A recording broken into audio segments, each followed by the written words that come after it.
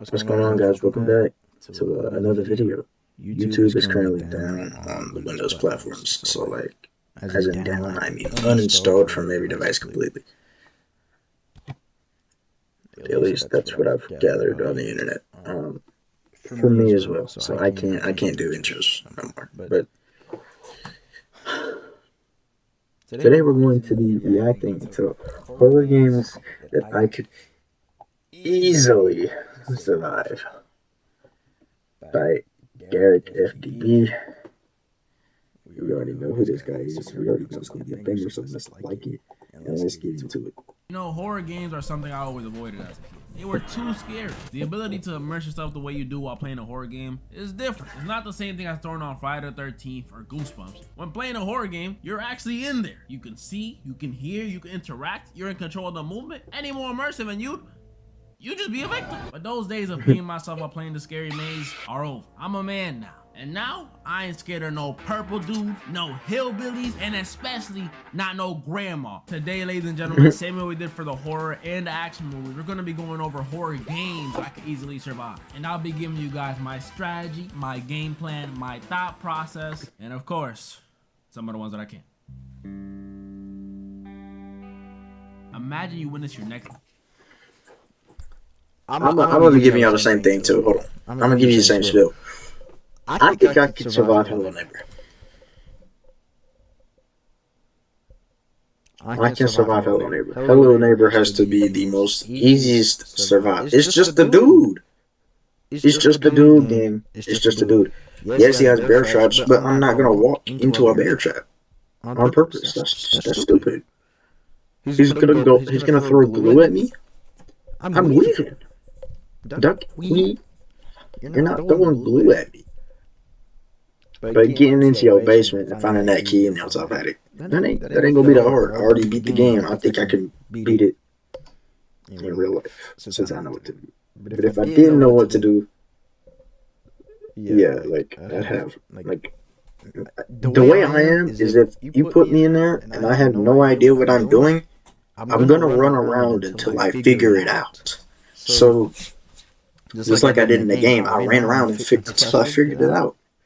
So I think I could survive Hello Neighbor. I really do. Door neighbor commit what looks like to be a murder, or at least a kidnapping. And after witnessing this, you, the main character, decide to go investigate his super elaborate home yourself. But while you're in there, you have to constantly avoid this man capturing you, or you might be the next victim.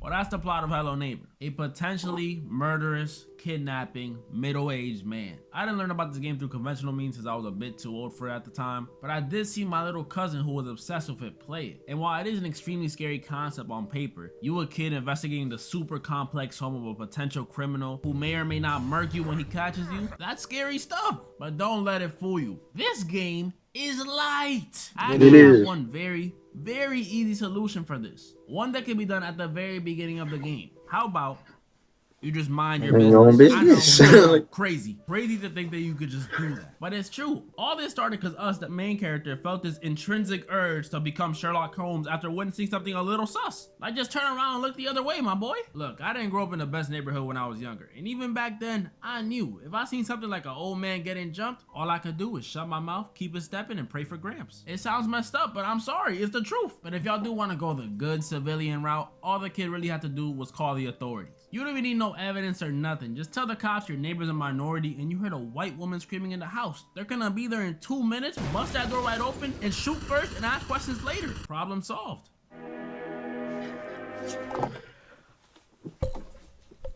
Poppy Playtime has got to be the most easiest to survive.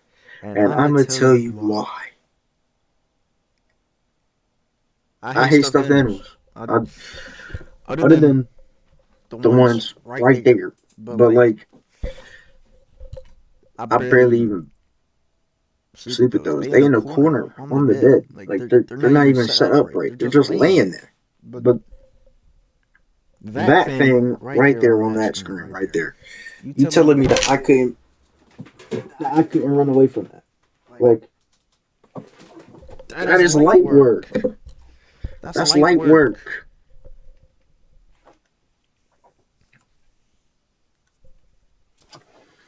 That's light work. I hate toys. That's it. Like A lot I of y'all hate probably already toys. know this game, but if you don't, there's a horror game where you, the main character, are investigating a shut down toy factory after the disappearance of a bunch of employees 10 years ago. And while in there, you discover you're not alone. There are these. Also, if they discovered 10 years ago, I already have a wife, kids, and freaking mortgage, bills, a car. I got stuff to do. I'm not just gonna be sitting there and get a letter one day and be like, "Oh my gosh, I gotta go check it out." Like, no, no, no. Things, these entities, these toy monsters that come after you while you're trying to figure it all out. And I'm gonna keep it a buck. I'm probably not surviving. Not only are these things going after you, all bloodthirsty toy monsters, but all of them are clearly on something. I can see it in their eyes. Huggy Wuggy got them dilated pupils, probably on some LSD or blue crystal or something. For real. Poppy's obviously coked out. Look at those blood vessels. And Mommy Longlegs, she might be off the same thing as Poppy. Either that or she has some severe BPD. And I mean severe. Because the way her mood switches from, Mommy was just playing, come back. Okay, joke's over. Mommy doesn't like cheaters. Come back over here. Get your ass over. Combo that with the prototype running around doing I don't know what. And in the third game, which I haven't played yet, I'm not surviving that. that with the prototype Okay, running. I can survive Huggy Wuggy. I can. So what if he's fast? So what if he can climb through vents? Just hit him with a box. Hit him with a box. Hit him with a box. He's cooked. I mean, Longlegs, just put him in the grinder. I don't know what. Can it? I don't even know. I'm not surviving number 3. I'm not surviving. I beat number 1 and I beat number 2 and I did not beat number 3. So I'm not surviving. Not only Like, did they get me already with my fear of dolls, but now they're using my allergies against me. Yeah, I'm finished. This is it. yeah, I'm. I'll never get a better shot. And then that dog gonna be like, you're the chosen one. You're the chosen. Yeah, I know I'm the chosen one. I'm the chosen to live and exit the building. That's another reason. Why don't we just turn around and leave? Now, while this one may look like a simple indie horror game, no joke, it's actually one of the scariest ones you could play. The whole time you're paranoid, on edge, and just waiting for something to happen. If this is how girls feel while walking alone at night, I am so sorry, I'll cross the street next time. There's a Japanese horror game where you play as a female barista working in a Starbucks type coffee shop. And I've never worked in the food industry before, but from what I hear, it's horrible. A horror game in and of itself. You have the clothing shift, obviously. And on top of having an annoying supervisor, as the nights go on, you start noticing some weird stuff going on around the shop. Strange noises, items missing, strange people coming in, strange people staring at you from outside, until you eventually realize you're being stalked. Stalker alert. We got a stalker on our hands, ladies and gentlemen. Eventually coming face to face with them at the end. Boom, we got the lore. While this one may seem simple because it's just a regular human, no special abilities, at the most, maybe a knife, it's not. There are 2 things in this game that could cause me some trouble. One is, the girl we're playing as is clearly not in the best financial situations. She's B to the R to the O to the K to the E, a college student. That affects the first plan I had, which was to just quit your job. We quite literally can't afford to do that. I know how it feels to be living off mayo sandwiches and instant ramen, and I'm not putting this girl through that. So the next immediate counter I thought of was, just tell your supervisor you want to switch shit. What's wrong with eating bologna mayo sandwiches and ramen noodles? What's wrong with that? There's nothing wrong with eating ramen noodles and bologna mayo sandwiches. I'm sorry. Actually, switch mayo and put mustard on it instead. It tastes way better. You don't lose your job, you keep that bread coming in, and you stay away from all the creepy activities. That could work. That could work. If I knew how to speak Japanese, how would I even communicate? How? There's no subtitles in real life. Drawings, ASL, Morse code. How did I even get this job? Only things I know how to say in Japanese are what, stop, and domain expansion. So communication-wise, I'm cooked. Can't even call the cops. Meaning the only thing I know how to do is use Luffy's moves. The choice for the situation is to defend myself. Here's the plan. We know the dude's stalking us.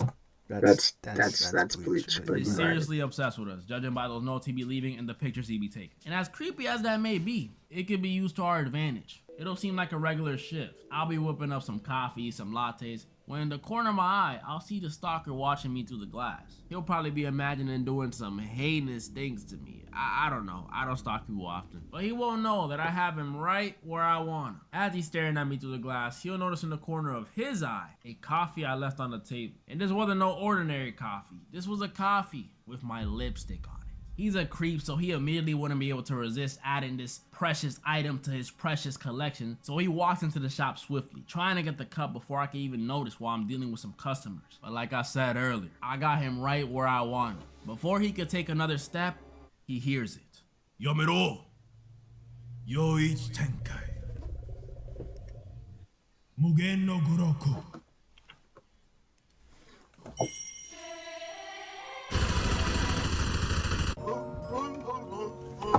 I'm dying. I'm dying. I'm dying. I'm dying. No introduction needed. We all know the name. Some of y'all may know. I faced these guys before when I did the horror movie version of this video. And let's just say, I bodied them.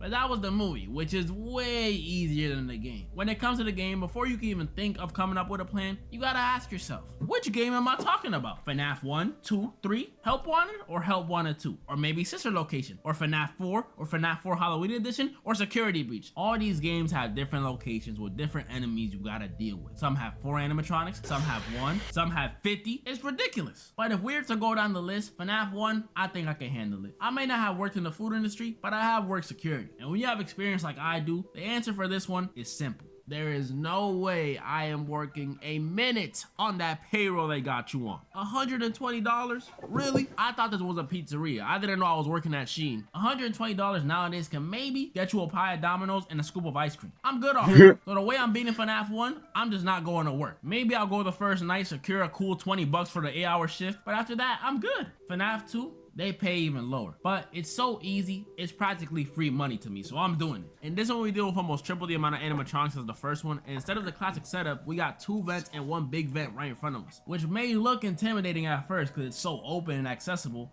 It's not. Because the second you throw that mask on, these animatronics don't beat on nothing. They got this whole facial recognition mumbo jumbo that doesn't let them see that I'm a security guard, which honestly makes no sense. I know damn well they can still see my ass in my security uniform gripping onto my chair for dear life. But hey, if it works, it works. And the other 2 that can bypass the mask, all you gotta do is use the flashlight and just wind the music box on the camera. It's easy. If I just don't take off that mask, constantly hold the flashlight, and keep checking the cameras, I'm gonna be Gucci Kabuchi. But that's the first 2 games, which to me are the easier ones. But FNAF 3 though, this one is more difficult and completely different than the other 2. Instead of facing multiple animatronics, which may seem harder, I'm gonna be faced head to head with the main man himself, Springtrap. He's a cold, calculated serial killer in a gold bunny suit. And he's also the creator of the animatronics, or co-creator. The point is, the dude is smart. And it's just me and him in his rinky-dinky amusement park. What am I gonna do? And a lot of y'all FNAF fans may not like this answer, but I'm whooping him too. Look, I'm a fan too, but this dude's kill-death ratio is almost entirely made up of kids. And like I said in the intro, I am a grown man now, standing at a tall 5'9". I'm cooking him. Springtrap is going to catch the work. He's gonna wish those spring locks got him before. Oh, but he has a metal suit, so if you punch him, it's gonna hurt.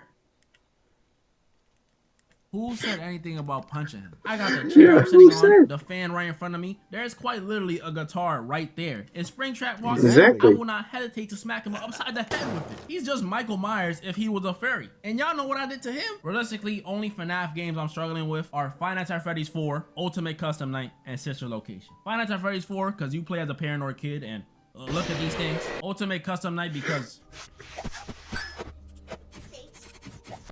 what is even happening? And Sister Location, bro, baby is 7'2". I am not dealing with that. And as for Security Breach, Ruin, and Help Wanted, I can't say for certain. I haven't played those yet, but I'm sure I'm about to end those too. As you guys can see though, just like the action in horror movies, there's only a few games that can really stand in my way. I mean, I'm still pretty much unbeatable. Let me know any parts you guys think I was wrong or right about, and let me know any more horror games you guys want me to go over for a part 2. I know I missed a lot. Also, let me know if you guys want me to play any of these horror games or any other horror games on a second channel. I'm thinking about making one in the future, but I don't know. I wouldn't want to make anyone jealous of my gaming skills, you know? Let me know for real. And moral of the story? Get your ass over!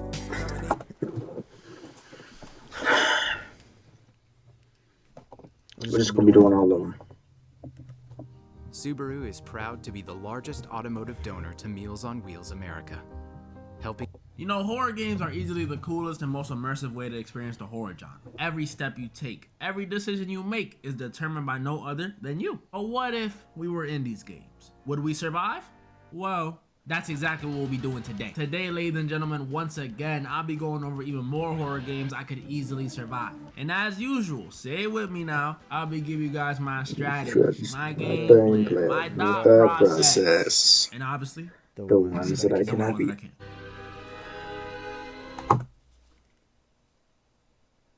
If this is the same outcast that I'm thinking of, I might be able to win. I'm starting with a bit of a tricky one, Outlast. We play as this journalist investigating an abandoned asylum after hearing word of some inhumane experiments happening there. Why would you go there? And upon arriving there, it was worse than we could have imagined. These experiments caused these patients to become variants, pretty much these mutated, violent monster things. And after realizing how dangerous this probably is, you try to find a way out the asylum. Boom, that's the setup we're dealing with. Now this one is a very difficult one to start off with. I was 11 when this game came out, and all I remember is I refused to play it because it was so scary. I knew it was bad when I couldn't even watch the Rad Brad play it. Now, Rad Brad was crazy content creator. I'm not gonna lie, he was crazy. He was cooking. This dark, has small corridors, and probably smells crazy. But we also have to deal with the variants. And while most of them are just crazy humans with no pain tolerance, there is one we really gotta look out for. Chris Walker, a mutated 6'9", 300-pound plus monster. To put it in perspective, that means we're dealing with someone the same height as LeBron James and around, I don't know, half the weight of Rod Wave. This is a scary, formidable opponent, and might I add, he has experience. This dude isn't like Springtrap just murking children for no reason. This dude murks grown men for no reason. He has bodies. And me, I'm just an investigative journalist with nothing but passion, a Canon camera, and a pair of AA batteries. What am I gonna do? And I sat on this one for a long time. I'm probably getting cooked, I won't lie. This one just ain't even fair, bruh. In the wise words of Kendrick, it ain't 20v1, it's a 1v20. It's just me by myself versus all these variants in this dirty, rundown asylum. Remove Chris Walker from the situation, and I might die 30 minutes in. If I step in there, I'm literally finished. Like, yeah, I know I'm the fastest to ever do it. Good job. But a crammed space like this is not good for me. If it was me that got the anonymous tip about the experiments they were doing here, I was just not going. For those of you who don't know this one, Fears to Fathom is a psychological...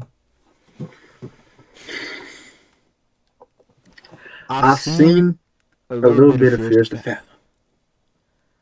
Now all of these are based on true stories, supposedly.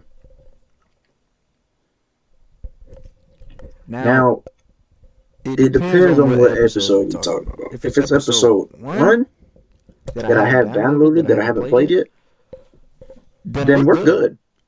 It's just my crazy ass girlfriend trying to come back in the house saying that she likes me still. Like, even if she does try and kill me, it's my ex girlfriend. I know her weaknesses. I know how she fumbles. It's gonna be easy. It's gonna be easy. But if we're playing the other ones, yeah, I'm cooked. For us, the main character played through super duper scary and realistic scenarios. Isolation, home invasion, some stalking. On occasion, chill, don't hype me out. And while it sounds like it's whatevs on paper, the atmosphere of these games will change your mind fast. And not only is the atmosphere scary, but even the games will change your mind fast. Sorry.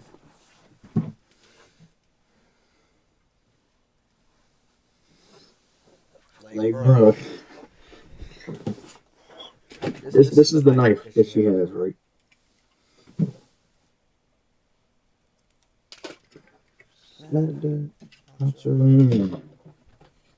He was not getting me with that little pathetic knife, bro. And not only is the atmosphere scary, but even the NPCs are scary. Like these dudes are chopped. And to make things even scarier, every episode of this game is based on a real life event. Like y'all know how the movies be having based on a true story in the beginning or end? Yeah, that's this game, based on a true story. Every single one of them. There's a lot of episodes to pick from in this one, so I'm gonna just go with the one that's scariest to me. Fears to Fathom, episode 3, Carson House. In this one, we play as this 18-year-old named Noah back in 2009. Golly, 2009? Some of y'all didn't even exist. We were tasked to look after someone's crib for a weekend for a whopping I existed. $100. I was you know, 20 years old. some grocery Actually, zero, shopping, but fixing you know. the computer, taking a piss, feeding the dog. Still taking a piss? Dang, bro. But as the night goes on, weirder and weirder stuff starts happening. Random knocks on the door, strange text messages, random noises in the house, and that's when it's revealed that someone has broken into the house. We got an intruder on our hands, ladies and gentlemen. I think this is something everyone who has ever been home alone has feared. Random person breaking into your crib at a random given time, scariest being nighttime, and you being forced to 1v1 them. It's a scary thought, but it ain't nothing I can handle. To truly come up with a proper plan to beat this one, I gotta Did he say that this one was the scariest to him? 1, who is the intruder? And 2, what do they want? Throughout the course of the game, we get little hints of who it may be via text messages, flowers at our door, and other stuff. But once we get into the end game, that's when it's revealed that the home intruder is actually our psycho ex-girlfriend, Kara. I know, shocking. And what does she want, you may ask? Well, of course, to get back with your boy. I don't blame her, not a surprise. But now that we know all the background, here's the plan. Since I'm more familiar with the Carson crib than she is, I say we use this to our advantage and do a little bit of camping, if you will. Imagine this. She walks into the crib, roaming the bottom floor looking for me. Noah, oh Noah. I'm watching her on the camera as she finishes searching the bottom floor. She makes her way upstairs and approaches the room I'm in. Noah, I know you're in there. Open up, Noah, before I... Hey, Kara? Huh? I think we should get back together. Really? Yeah, really. Here, I'll unlock the door. Come inside. Let's talk about it. All right. I just can't believe you really changed your mind that...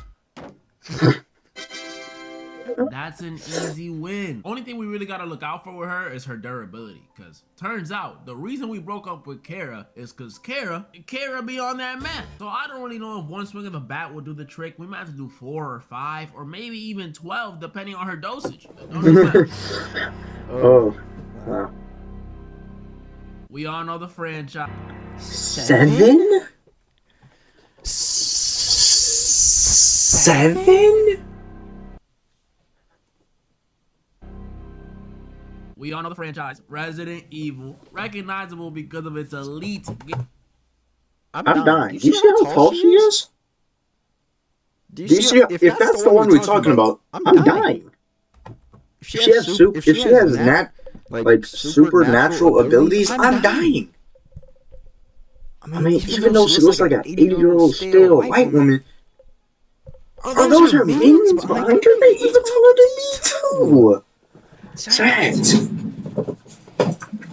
I'm dying. I am 5'3".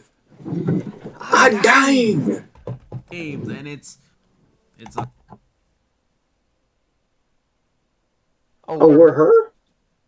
Well, we're not her, because we're ourselves. But like, we got her abilities. The Resident Evil games have always been known for being scary. Like, I remember trying to play Resident Evil 4 on my PS2 when I was but a wee little lad. And emphasis on trying, because I could not get through that game at all. Yeah, there's been some scary Resident Evil games over the years, but Resident Evil 7, this one is hands down the scariest. I said put your hand down. In this one we play as this guy named Ethan who ventures onto a plantation in the state of Louisiana after we received a message from our wife who had been missing for 3 years. And after entering a house on the plantation, we find our wife, but she tells us that message was not from her. Gifts for the outdoors and the outdoorsy. Eddie Bauer. Don't you ever give me another man like this again. Freaking hate ads. Adobe Acrobat Studio is all new. What can Get the fuck My scream. And after realizing our wife is now some sort of infected zombie thing and a failed escape, we come face to face with the Baker family. A regular Louisiana family turned murderous and cannibalistic after being infected. And the infection didn't just turn them violent, it also turned them into mutants, giving them super strength, the ability to regenerate, extra intelligence, and some, their very own transformation. Is that a sack? And after seeing how truly insane they are, we have to run, fight, and fight. Is that a sack? And after seeing how truly insane... That's asking about Squid Kitchen. I heard the voice. I didn't see who it was. I heard the voice, okay? Look. Their very own transformation. Is Listen that to a it. sack? And after seeing how truly insane they are, we have to run, fight... Never mind. I thought that was Squid Kitchen. My fault. Whoever that is, my fault. And find a way off the plantation. Look, I'm gonna start with this. We have to run, fight, and... Is that a sack? And after seeing how truly insane they are, we have to run, fight... Not going to work, you. It's not going to work the way you think it will. And find a way off the plantation. Look, I'm gonna start with this. Plantation and Louisiana in the same sentence would have been enough for me to not go over there. Combo that with the Baker family trying to eat me or make me part of their family or whatever, and I'm definitely good off that. And some of you guys might be like, but Derek, you gotta save your wife. What about your wife? What about your wife? What about her? Come on, buddy. It's been 3 years, bruh. It's time for me to move on and get on one. Is that a Dodge Challenger? What about her? Come on, buddy. It's been 3... That's a. It looked like a Dodge Challenger to me, but I dang well I didn't know Dodge Challenger. But well, 2025 Dodge Challenger, but that looks like a sick car. I'm not gonna lie. If I had her or the car, shoot, I'm not going. I'm just not going. It's been 3 years and I got that cool car.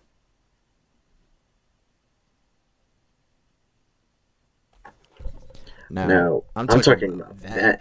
If it was mine, on the other hand, yeah, you can screw that car. That car can go burn. I will set that car on fire and drive it into their front door while it's still on fire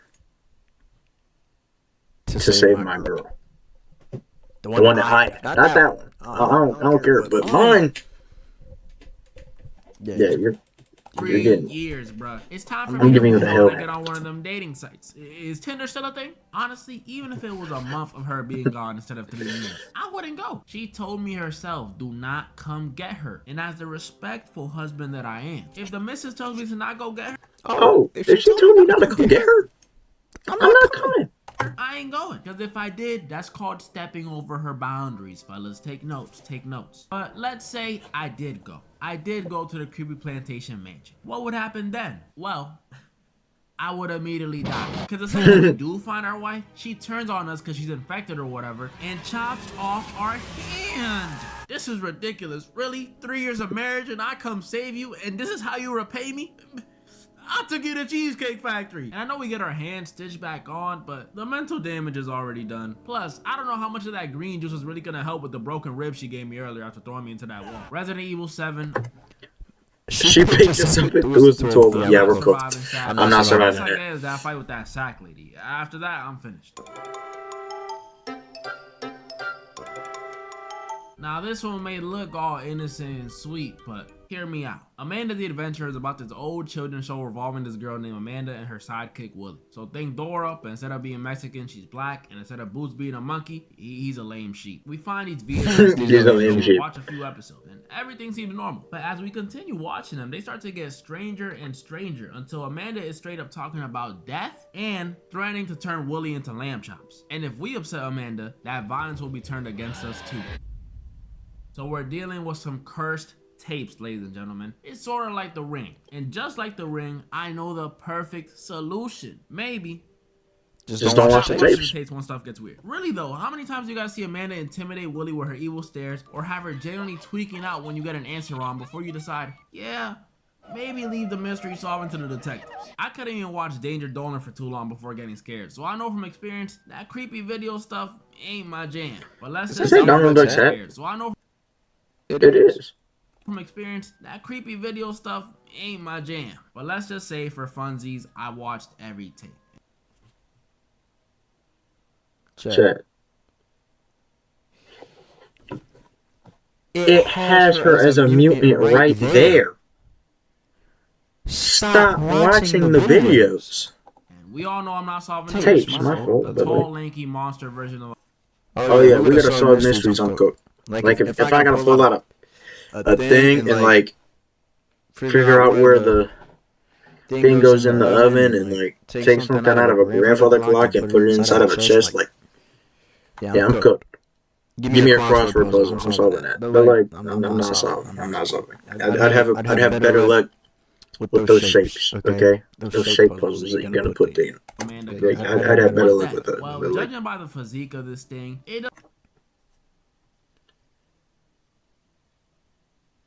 bro, it looks like me, and not half skin. Like it.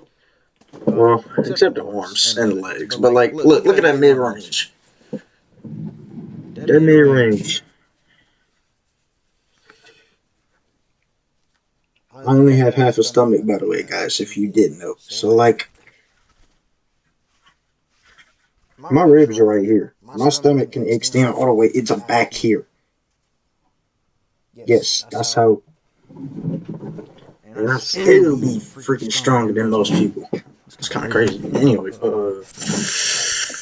yeah, that's kind of what the inside of my body would look like right there. But it like, doesn't look like it will be that tough to combat. Yeah, it is rocking them British veneers and some gnarly acrylics, but that pelvic bone is giving off a lot of malnourished energy. I don't know what it is. I got it weighing at most $180. And yeah, I know it's fast and all, but with them flimsy joints, all I gotta do is hit them with a little right to the knee, and bada boom, bada bing. That's a win for me.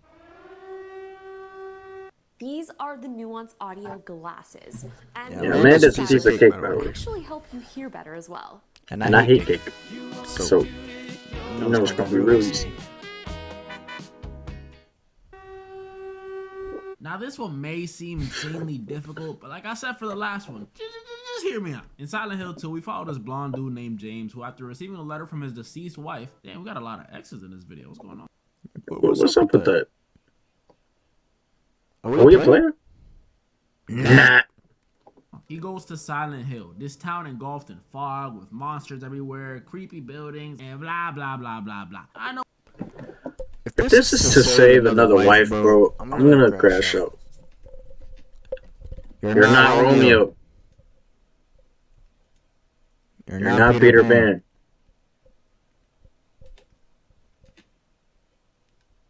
Quit it.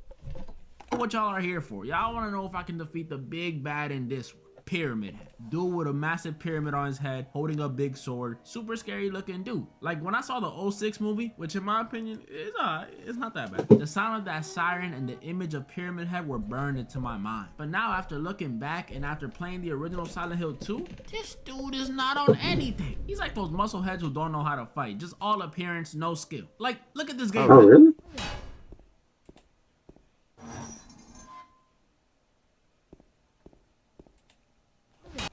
I'm winning. I'm winning. Swings, he loses all of it. I could easily run away or even walk away with a dude swinging like this, but let's say it is the movie version of him or the remake version. I haven't played it yet, but I assume he has better hands than this one. What are my chances then? Well, 100%. Because the thing about Pyramid Head is he's not even real. He's a figment of James's imagination after feeling all that guilt for killing his wife. And if I'm in control of James, we killed our wife? Man, this story made no sense. His body in this situation, I don't have a shred of guilt. It wasn't my wife that got killed, so I won't be manifesting or whatever any of these monsters, this creepy environment, and most importantly, I won't be manifesting Pyramid Head. It's that easy. Come on now. Come on now. Now, if he was real. As you guys can see though, once again, I survived and maintained my record of... What is my record in these videos? Can one of y'all find that out for me? Comment down below any of the ones you guys think I was wrong or right about. And comment down below some more games. Alright, that means The next one. The next one. The next one. Next one. Next one. Next one. Next one. But today, ladies and gentlemen, once again, we gonna be going over strategy. Yeah, we saw this already.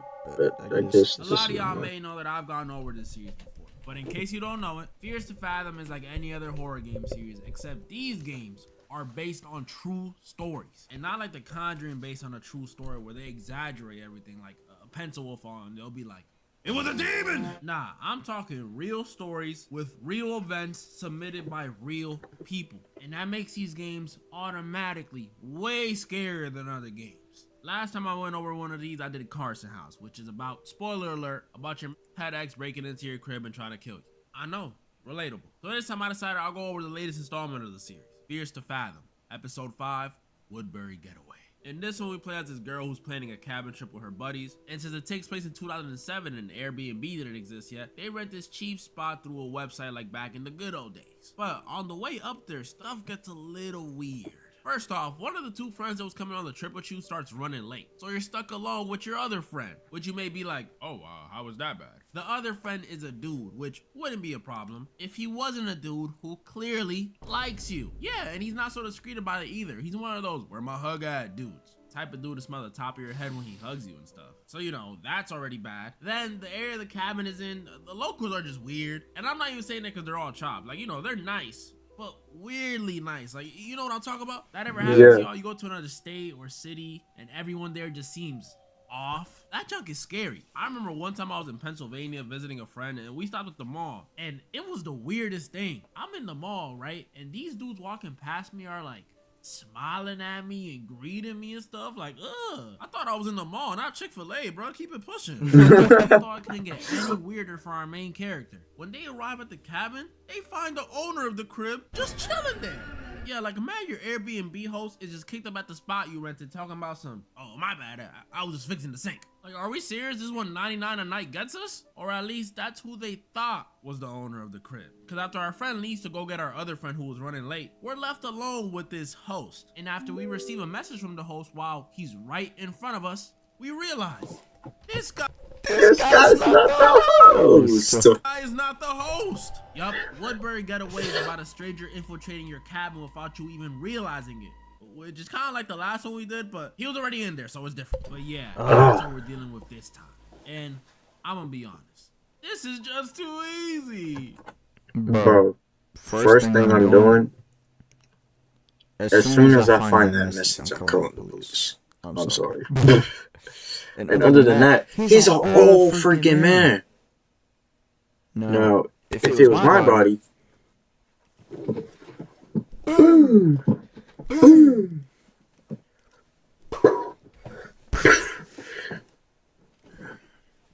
You know, the three-piece combo that I made up. Old man who, let's be honest, is homeless. He's illegally staying in someone else's crib. He's homeless. And what? Has a hammer for a weapon? Oh, please. At least the one from the last game was a meth head, so she had, like, you know, some extra durability. She had buff, but this guy's just a normal guy. I'm gonna save myself the time and the energy and do what the girl should have done when she found out this guy was a phony. If I was in this, the second I get a text message from the actual host while this phony host is right in front of me, I'm gonna simply be like, "Excuse me, let me go to the bathroom real quick." And I'm texting my weirdo friend to come back immediately. He gonna come rushing back because, you know, he like me or whatever. And at the same time, I'll tell the actual host to call the cops just like in the game. And after that, it'll be happily ever after. I'll be Gucci Kabuchi. Energy saved, time saved, and I didn't even break a nail.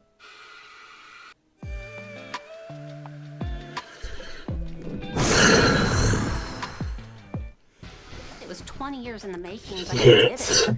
Pretty makes it to I know I had to bring it back. Once again, we got Resident Evil, but this time, Resident Evil 8. If you don't know this one takes place a few years after Resident Evil 7, where after saving our girl, we finally settled down and had a baby. Oh my goodness, can I get an applause? Can I get a girl like change into a mutant we know something gotta go down. And this one, I have one of the craziest intros to a game I've ever seen. Because within the first 2 seconds of this one, my wife, the mother of my child, the woman I hold so dear and cherish, She about to get murdered. She about to get murdered, bro. The way that he's saying this, she's about to get murdered. So much. Gets gunned down immediately. And me and my baby both get kidnapped. Yup, it's just like the last time I was tasked with rescuing my baby.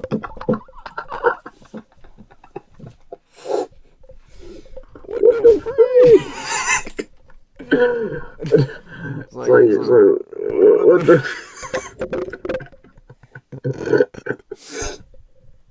That's But instead of it being from a Louisiana home, it is a whole castle.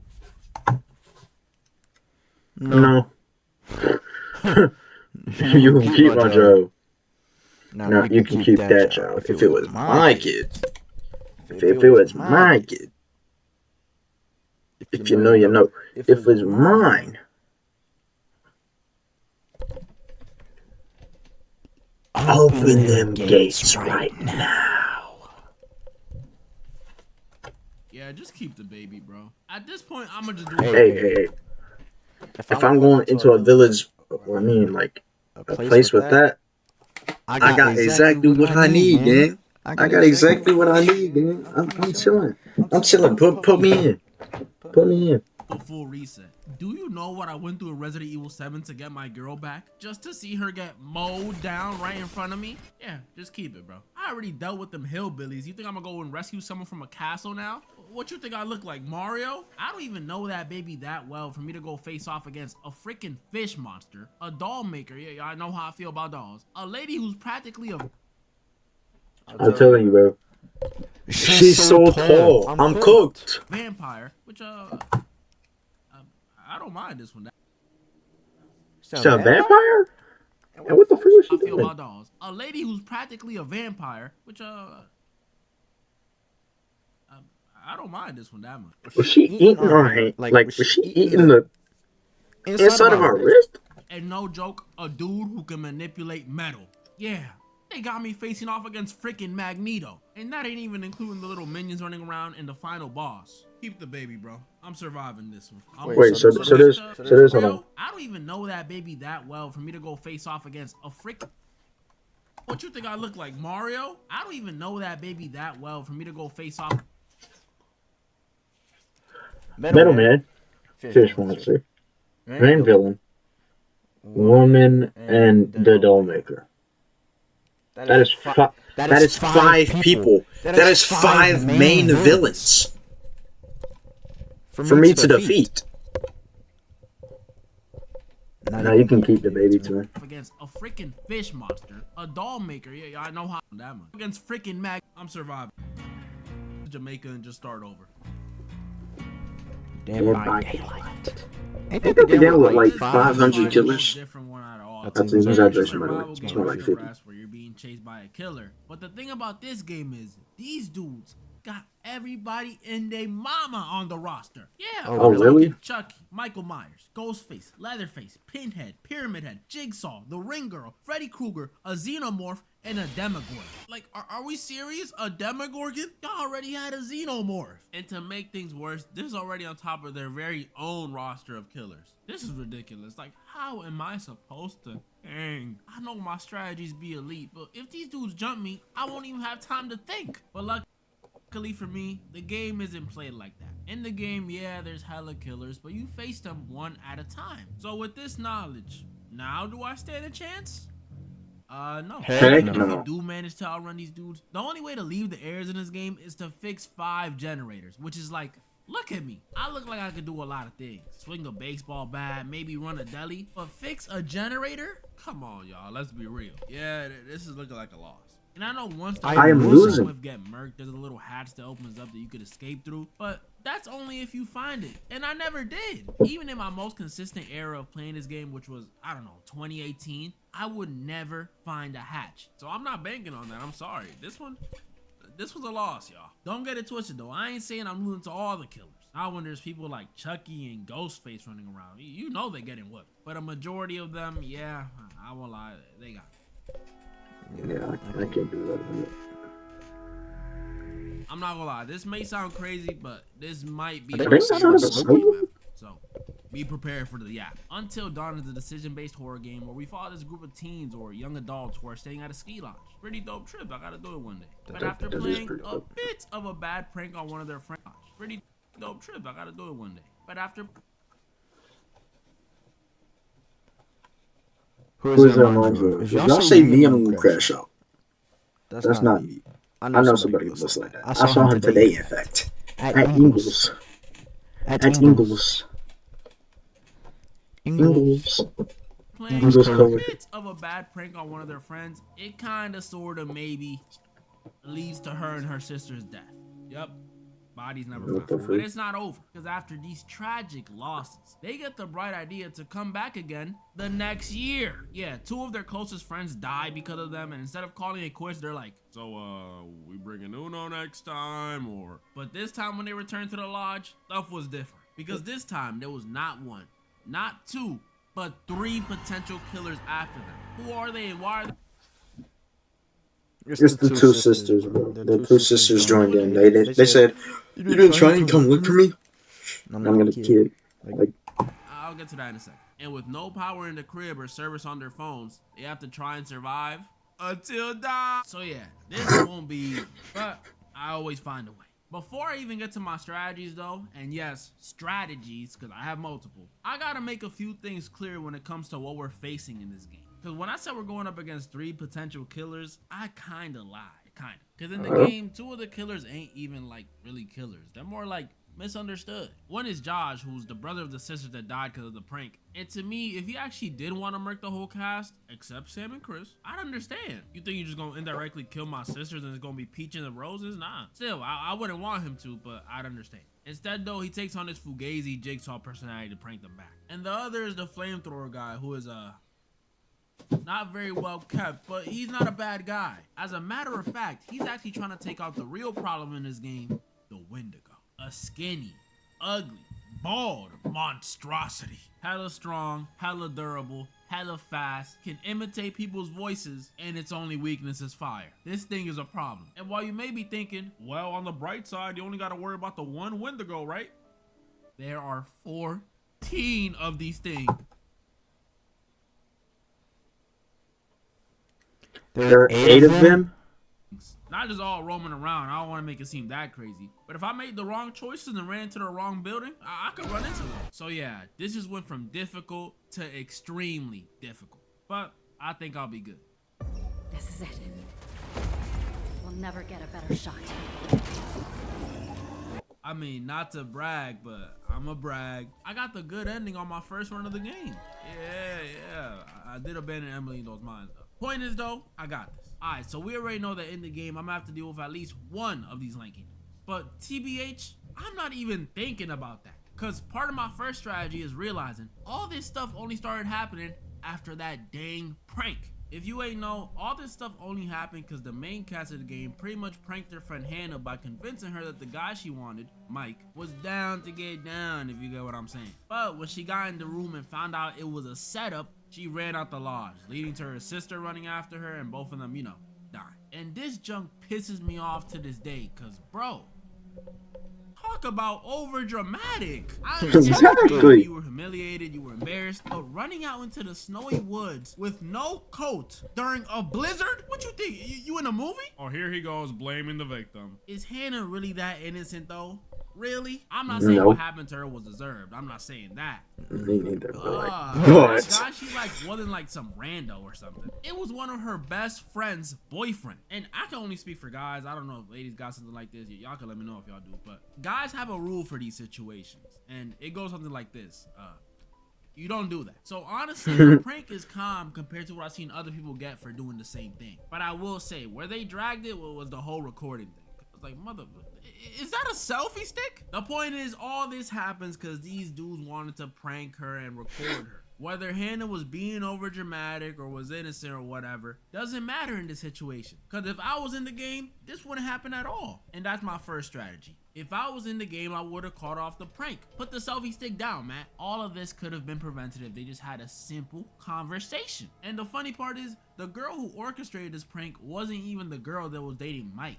It wasn't Emily, it was Jessica, the girl who ends up taking Mike from Emily later. So what was the point in all this? That's like me snitching on you because you attempted to go rob a bank and then I go rob that bank. Yeah, strategy one, I'm calling off the prank. Even if I didn't know this other stuff, bullying is just not in my nature. Unless I'm on the game, I'm a pretty nice guy. But let's Exactly. Like, I'm a pretty nice dude. Unless I'm playing a video game with you, then I'm gonna. Or unless I'm actually joking around with you in real life. Like, brother. Don't take anything I say that seriously, bro. Don't. Especially when I change my tone. Like, if I'm talking to you like this, then I'm not joking. But if I'm talking to you like this, you know what I'm saying? Then yeah, you know I'm joking. But like, yeah, I'm probably joking. All this stuff still does happen, and I come back to the cabin the next year with the whole crew. How am I gonna deal with Josh playing Fugazi Jigsaw and a Wendigo? Well, that's also pretty simple. Here comes my second strategy. We know that Josh only got a chance to play Psycho Killer so well because he was left alone with only 2 people. But if I'm there, not a single person is leaving that crib on my watch. It's true. I don't care how bad Jesse and Mike want to get one in or how bad Emily wants to get her bag. No one is leaving the lodge until we get them lights on. Once we do, they can go die in the mines or on the mountain if they want to. But until then, ain't no one leaving. And with everyone forced into the crib, Joshua over here won't risk doing any of that stupid jigsaw stuff. Oh, but what about the Wendigo? You don't even gotta worry about that, because this plan kills 2 birds with 1 stone. Because after we get the lights on, the Wendigo won't even come near the crib. Why? Well, because from what we know, they only hunt at night. Meaning, the light during the day probably affects their vision. Meaning, a huge source of light like this house would be a turn off for the Wendigo. Meaning, we good. Wendigo gonna have to hold another L. She ain't eating me. It's just that easy, y'all. It really is. Mouthwashing? A lot of y'all asked for this one. Mouthwashing is a horror game where we follow this crew aboard a spaceship who are stranded after some idiot on board caused their ship to crash. And with no one coming to save them and barely any supplies, they try and hold out with nothing but a little bit of hope and hella mouthwash. Boom. We got the whole setup. Now, before I continue, let me just say, this game is one of the most disturbing pieces of media I've ever experienced. Like, I don't know why I only thought movies could get this disturbing, but this game got it. And just like Dead by Daylight, this game is different than the rest of them. And not because of some difficulty thing, although it is pretty difficult. The thing with mouthwashing is, throughout the whole game, we're always the bad guy. If we're not playing as Jimmy, who, if you don't know, I might as well be the devil. Like, he's a terrible guy. And an idiot. Actually, the same idiot who crashed a spaceship. We're playing as Curly, who obviously isn't as bad as Jimmy, but bro, this man is the GOAT of doing nothing. I just can't be either of the main characters in this game. I refuse to. So for this scenario, let's just say I'm a part of the crew instead. What am I gonna do to get out this situation? I mean, what can I do? The ship is destroyed. We don't got much besides mouthwash. And if we step outside, it's space. So we're dead. What I will do though, even if I am gonna go out, I'm not gonna let this bum, stupid Jimmy waste any more of our precious oxygen on his ship. Forget all these time skips. Day 0 after the crash, me and Swansea paying Jimmy over here a visit and packing him up. After that, me and the rest of the crew could just slowly go out, cause hey, at least Jimmy's gone. Mouthwashing though, yeah, this is a loss.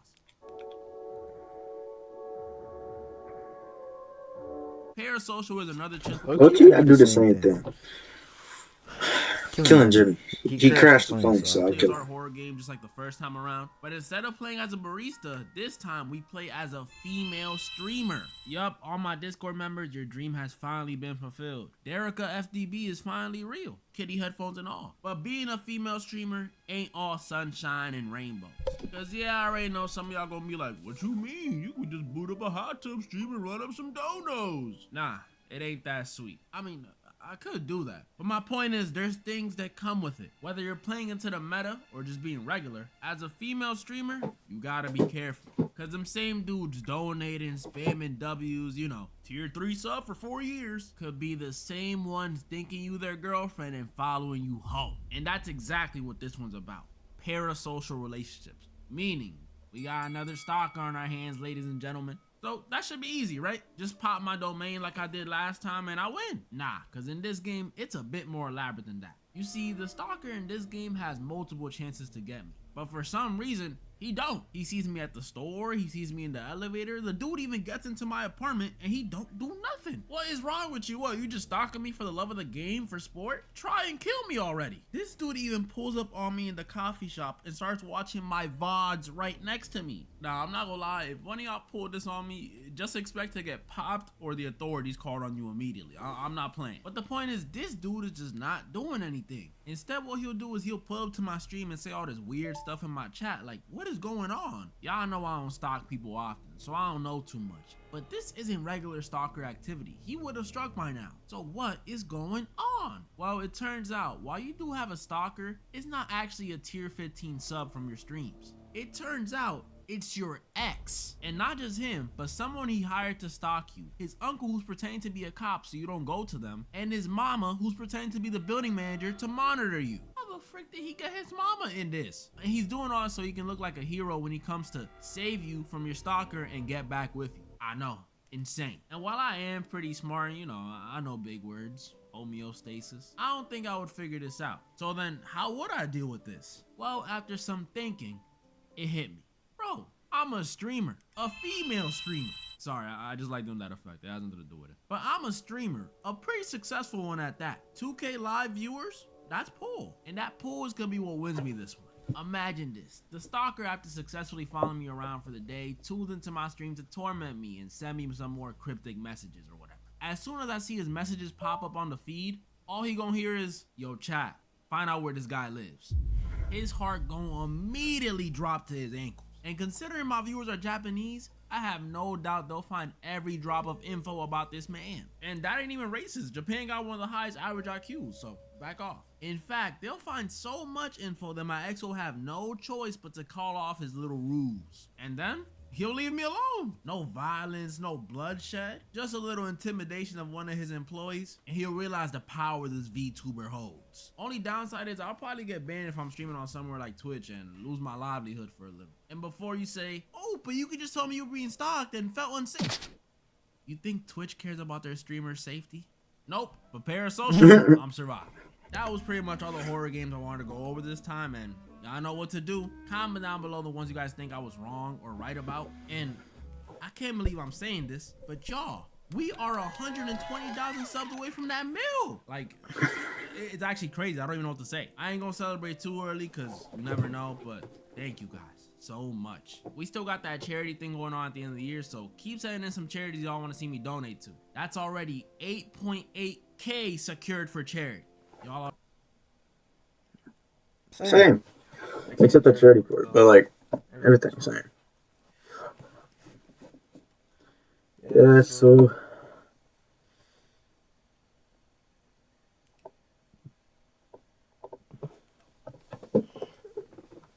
well, that'll be it. That'll be it for today, guys.